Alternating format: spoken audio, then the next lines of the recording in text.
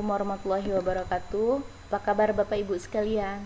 Nah, video kali ini saya ingin berbagi tips dan trik sertifikasi dosen. Nah, kebetulan sekali saya sendiri sudah lulus sertifikasi dosen di tahun 2017. Mungkin nanti ada sedikit berbeda antara tahun 2017 dengan tahun sekarang. Nanti saya akan berbagi sedikit zaman saya itu bagaimana, yang sekarang itu bagaimana. Nah, zaman saya tahun 2017 ke bawah, saat itu penjaringan sertifikasi dosen itu diambil dari data Forlab Dikti. Tapi sekarang untuk terjaring sertifikasi dosen, Bapak Ibu harus memiliki akun Sister atau sistem informasi sumber daya terintegrasi. Nah, di akun Sister inilah Bapak Ibu nanti akan mengisi data sesuai dengan yang sebenarnya. Walaupun Sister ini diambil dari pangkalan Dikti data, tapi mungkin ketika Bapak Ibu login akan ada beberapa data yang kosong seperti NPWP, kemudian ada nomor SK dan beberapa data lainnya mungkin akan terlihat kosong, sehingga Bapak Ibu harus mengisinya dengan teliti.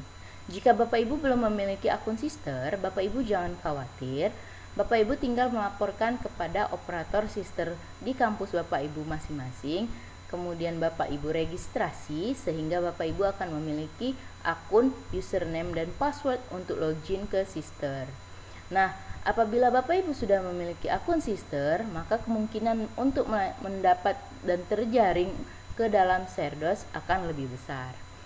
Sertifikasi dosen ini sendiri nanti akan ada 5 tahapan, nanti disebut sebagai tahapan D1 sampai tahapan D5.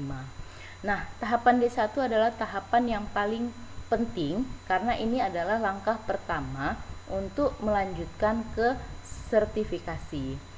Bapak Ibu akan dikatakan eligible atau berhak untuk melakukan terjaring untuk sertifikasi dosen jika Bapak Ibu memenuhi syarat-syarat berikut.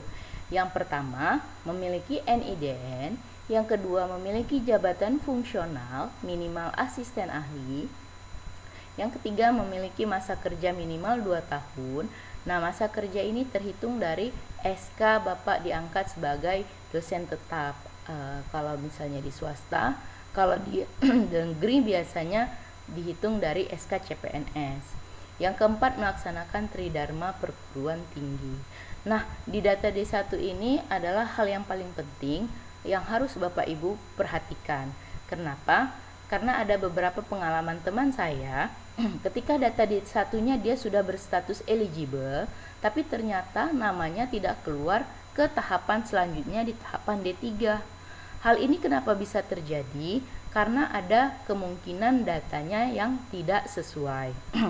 Contohnya, tempat tanggal lahir yang diisikan atau diinput tidak sesuai dengan tempat tanggal lahir yang ada di ijazah, sehingga tidak terjadi ketidaksinkronan data. Selain itu, pernah juga terjadi nomor SK fungsional tertukar dengan nomor SK pangkat jabatan. Jadi itu juga mengakibatkan statusnya sudah eligible tetapi tidak bisa lanjut ke tahapan berikutnya karena datanya tidak sinkron. Kemudian data ke tahapan berikutnya yaitu tahapan D2. Tahapan D2 ini otomatis diambil dari Sister yang Bapak Ibu input tadi, sehingga makanya saya sebutkan tadi di data D1 itu adalah ada di tangan Bapak Ibu dan benar tidaknya data salah lanjut atau tidaknya itu ada di tangan Bapak Ibu. Nah, karena data D2 otomatis diambil dari Sister, maksudnya dari Sister Bapak Ibu diambil ke Sister kampus, kemudian Sister kampus mengajukan ke Dikti, kalau sekarang bukan Dikti ya, ke pusat, sehingga layak tidaknya Bapak untuk melakukan sertifikasi dosen akan muncul di data D3. Nah, seperti saya katakan tadi, data D3 ini juga diambil otomatis dari Sister. Nah, kalau Bapak Ibu layak untuk melakukan sertifikasi dosen, maka nama Bapak Ibu akan keluar pada verifikasi data D3 seperti berikut ini. Ini adalah contoh verifikasi data D3 di tahun 2017. Mungkin di tahun 2020 ada sedikit perbedaan, tetapi garis besarnya tetap sama. Akan ada nama kita, jabatan fungsional dan golongan kita, pendidikan, TMT kita, umur, dan apakah diusulkan. Nah, di sini ini adalah hak mutlak dari pimpinan Bapak Ibu sekalian. Apakah Bapak Ibu layak atau tidak untuk diusulkan untuk melaksanakan sertifikasi dosen. Seandainya Bapak Ibu tidak menunjukkan kinerja yang baik, menjadi hak mutlak jadi pimpinan untuk tidak atau ia tetap mengajukan sebagai peserta sertifikasi dosen. Nah, pada setiap gelombang akan ada beberapa dosen yang untuk melakukan sertifikasi dosen. Nah, setiap gelombang biasanya ada beberapa, ini juga daftar namanya banyak. Kemudian nanti pimpinan melingkari ya atau tidak dosen-dosen yang ingin sertifikasi. Kemudian di bawah nanti ditambahkan nama dan ditandatangani oleh pimpinan itu sendiri. Nah, data D3 ini dapatnya dari mana? Data D3 ini apabila Bapak Ibu dari kampus swasta, maka data D3 ini akan keluar dari LL Dikti. Tapi kalau Bapak Ibu berasal dari kampus negeri, maka data D3 ini akan muncul diterima dari operator kampus masing-masing. Tahapan berikutnya adalah tahapan D4, penilaian persepsional. Nah, penilaian persepsional ini nanti ada banyak yang akan dinilai.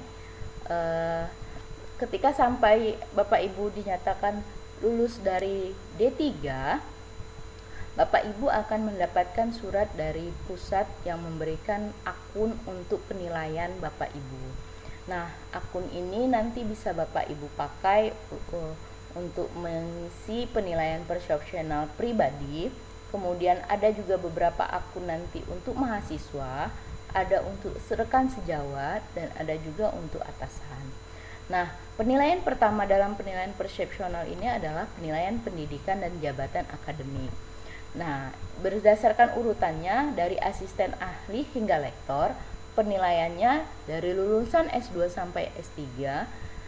Kalau Anda asisten ahli lulusan S2, maka akan mendapatkan skor 4. Apabila Anda lektor kepala lulusan S3, maka akan mendapatkan skor maksimal yaitu 7. Penilaian kedua yaitu penilaian golongan dan ruangan kepangkatan. Biasanya dosen saat ini dimulai dari golongan 3B, skornya 4. Tapi dosen yang dulu ada juga yang mulainya dari golongan 3A. Nah, golongan 3A dan 3B sama, skornya 4. Dan maksimal itu golongan 4E dan 4D, skornya maksimalnya nilainya 7. Kemudian ada penilaian persepsional. Nah, ini yang saya katakan, nanti Bapak Ibu mendapatkan akun, 5 akun untuk mahasiswa, 3 akun untuk rekan sejawat, 1 akun untuk atasan, dan 1 akun untuk Anda sendiri.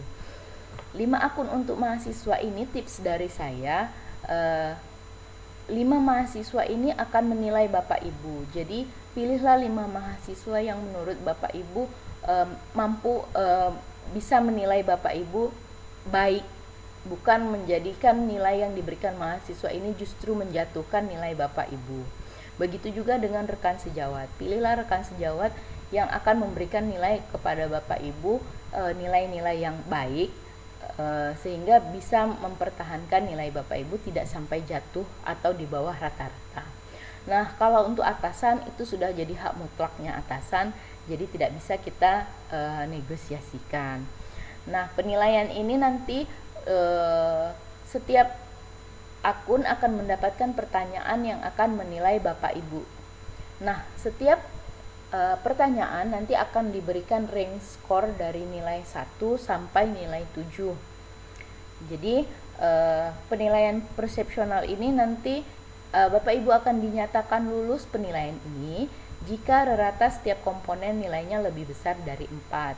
Jadi rata mahasiswa nilainya lebih besar dari 4, rata nilai 3 sejawat juga nilainya lebih besar dari 4, dan rata skor keseluruhannya nanti harus lebih besar dari 4,5.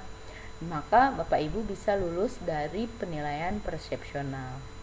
Penilaian berikutnya yaitu penilaian kemampuan bahasa Inggris.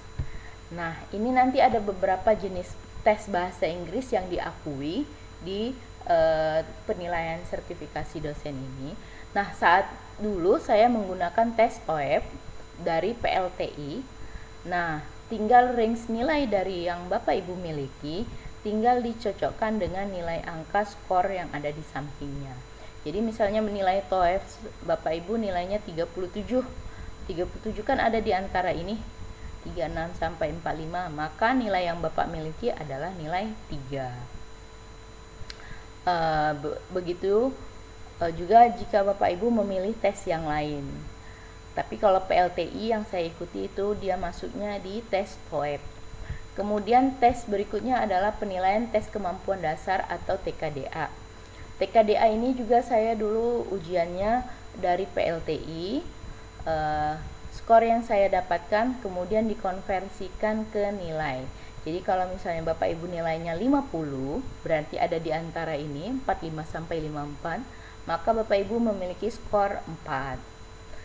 Nah, nilai dari kesemuanya itu untuk mendapatkannya menjadi nilai gabungan atau NGB itu dengan cara mengalihkan 2 kali NAP, 2 kali nilai akademik, ditambah 2 kali NKP atau nilai golongan ruang kepangkatan, ditambah NPS nilai persepsional, ditambah NBI nilai kemampuan bahasa Inggris, ditambah NPA nilai kemampuan dasar akademik dibagi dengan 7. Sehingga kriteria kelulusan NGB adalah jika NGB harus lebih besar dari nilai 4. Nah, untuk tips kepada Bapak Ibu, nilai di sini bahasa Inggris sama TKDA itu Bapak Ibu bisa digabung, seandainya Bapak Ibu memiliki nilai bahasa Inggrisnya yang rendah, misalnya hanya dapat nilai 2, Bapak Ibu bisa memaksimalkan di nilai TKDA.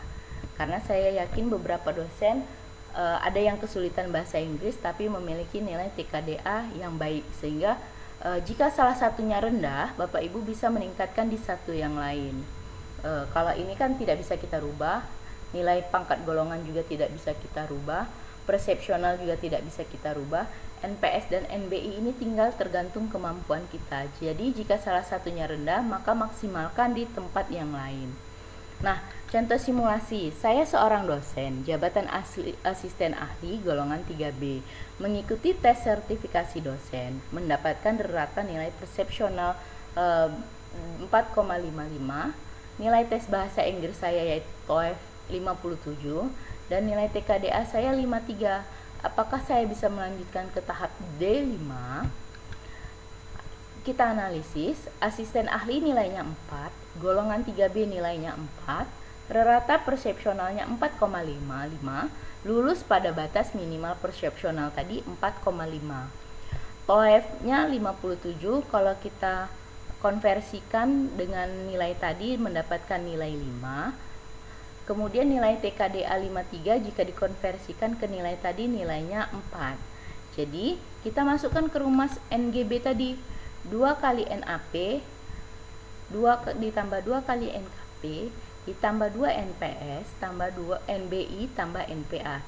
2 kali NAP berarti 2 kali 4 ditambah NKP 2 kali 4 tambah NPS nilai persepsional 4,55 tambah NBI bahasa Inggrisnya 5 tambah NPA akademiknya 4, dijumlahkan semuanya. 2 kali 4 8 tambah 2 kali 4 8 ditambah 4,55 ditambah 5 ditambah 4 dibagi 7, sehingga dia mendapatkan nilai 4,22.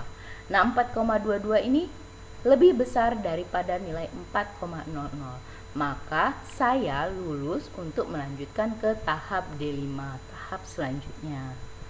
Oke, sampai di sini mungkin mengerti ya Bapak Ibu. Kita lanjutkan. Kalau Bapak Ibu sudah lulus pada tahapan D4 ini, berarti Bapak Ibu layak melanjutkan ke tahap D5. Nah, di tahap deskripsi diri, di sini Bapak Ibu dituntut untuk menceritakan diri Bapak Ibu dengan jujur, dengan kreatif, tapi tidak ada unsur plagiatisme. Jadi deskripsi diri nanti ada tempatnya. Nanti di situ ada Bapak Ibu disuruh membuat isian esai menceritakan diri Bapak Ibu. Setiap butiran esai tersebut minimal 150 kata. Jika esai kurang dari 150 kata akan mendapat peringatan dari sistem sebelum divalidasi. Esai kurang dari 150 kata maka skor maksimal adalah 3, sedangkan batas nilai minimalnya untuk lulus adalah 4. Jadi kalau ada esai Bapak Ibu kurang dari 150 kata, maka itu akan menjadi poin keempat, akan menjadi tanda huruf K menunjukkan nilai mati peserta didik tidak akan lulus. Jadi poin K akan muncul jika kondisi 1. Butir komponen DD Bapak Ibu penilaiannya kosong. Yang kedua, ada kemiripan DD Bapak Ibu. Nah, di sini yang disebut plagiatisme. Yang ketiga, pemalsuan data atau dokumen. Ini nanti yang disebut pemalsuan data ya. Yang kelima, sistem akan memperingatkan apabila terjadi kasus pada butir 2 dan 3. Tapi sistem tidak akan menjelaskan, tidak akan memberi peringatan kepada keadaan pemalsuan DD, pemalsuan data dan kemiripan DD. Nah, tips saya kepada Bapak Ibu ketika menulis deskripsi diri ini, jangan sekali-sekali mengcopy dari teman Bapak Ibu yang walaupun sudah lulus tahun lalu. Karena walaupun Bapak Ibu copy dari tahun lalu, itu juga sudah masuk ke database pusat. Jadi itu masih termasuk plagiat walaupun itu tahun yang lalu. Yang kedua, kemudian juga jangan mengcopy dari teman walaupun itu beda fakultas, beda jurusan, bahkan beda universitas. Bapak Ibu harus menulis apa adanya. Yang kedua, tulislah secara jujur, kemudian kreatif dan mendetail sehingga Bapak Ibu tidak terkena plagiatisme dengan yang lain.